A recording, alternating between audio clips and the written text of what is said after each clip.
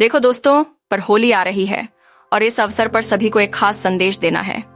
होली का त्योहार आते ही हर दिल में एक अलग सा जोश और उत्साह भर जाता है। ये एक ऐसा मौका है जब हम सभी एक दूसरे के साथ खुशियों का जश्न मनाते हैं। इस खास मौके पर मैं आपको और आपके परिवार को होली की हार्दिक शुभकामनाएं देता हूँ। होली हमें एक दूसरे के साथ प्यार और समर्थन का संदेश देता है। यह एक विशेष अवसर है जब हम सभी रंगों के साथ अपनी खुशियों का पर्व मनाते हैं और अपने जीवन में नई उम्मीदें और संवादों को शामिल करते हैं। इस स्वर्णिम मौके पर हमें याद रखना चाहिए कि होली का आनंद उसे बांटने में है जो हमें अपने चारों ओर के लोगों के साथ साझा करते हैं।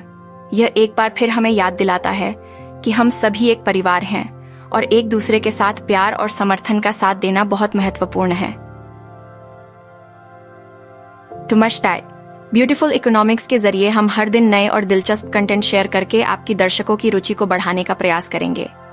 इसी भावना के साथ होली की शुभकामनाएं।